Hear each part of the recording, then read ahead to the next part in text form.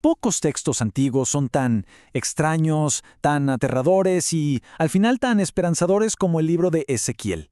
Hoy vamos a explorar este viaje dramático, que va desde la devastación total de un juicio divino hasta una promesa de renacimiento que es, bueno, increíble.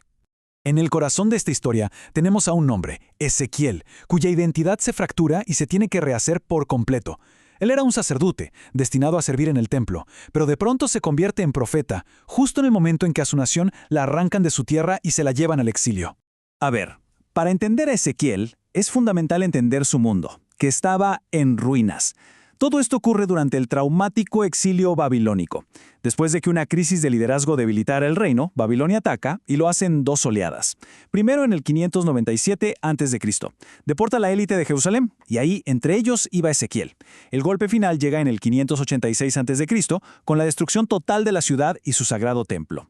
Nuestro recorrido por este libro va a seguir 5 momentos que son cruciales, desde el llamado de Ezequiel como profeta, pasando por su increíble visión de la gloria divina, los duros juicios que pronuncia, hasta llegar a la promesa de restauración y esa inolvidable visión del Valle de los Huesos Secos. Muy bien, profundicemos un poco. El libro mismo está organizado en una estructura muy clara, como de 3 actos. Primero, los capítulos del 1 al 24 se centran en el juicio sobre Judá y Jerusalén.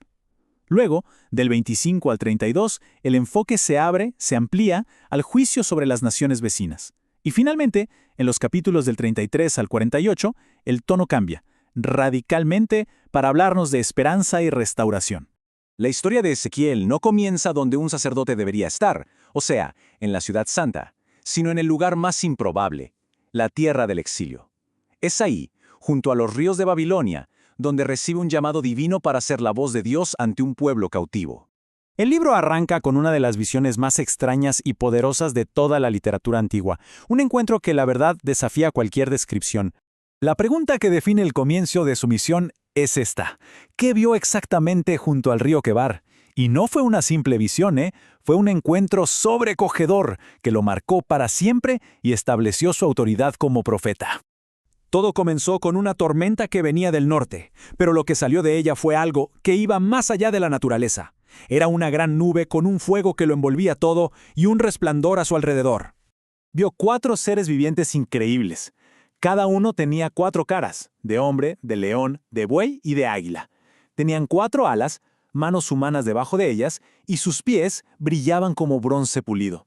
Se movían con una unidad y un propósito que no eran de este mundo. Pero junto a estos seres aparecieron unas ruedas igual de extrañas.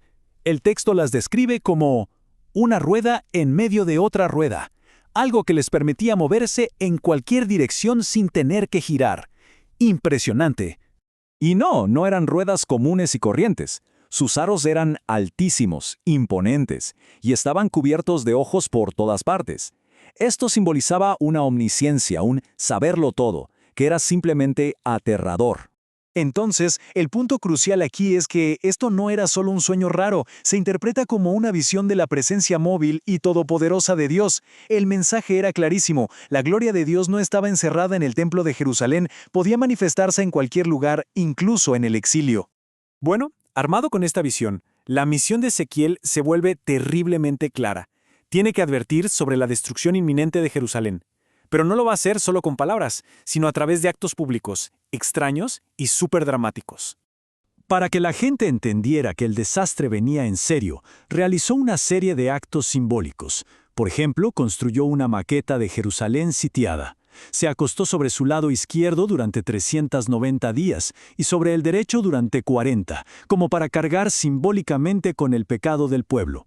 Comió alimentos racionados para representar el hambre que vendría, y hasta se afeitó la cabeza, dividiendo el cabello para ilustrar el destino de los habitantes.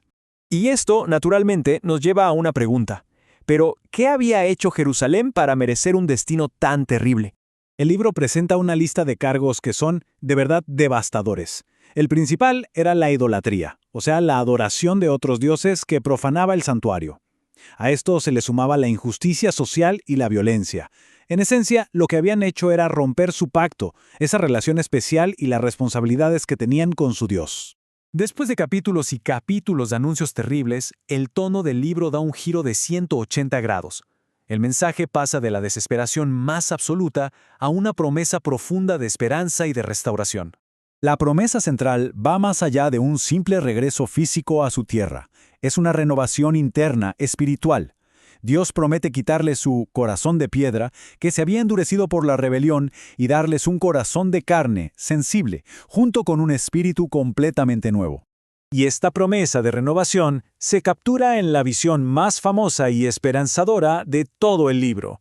Ezequiel es transportado a un valle que está lleno de huesos humanos, secos, esparcidos por todas partes.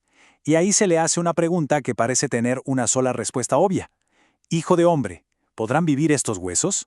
Mientras Ezequiel profetiza, tal como se le ordena, ocurre lo imposible. Un ruido estremece todo el valle mientras los huesos se empiezan a juntar, cada hueso con su hueso.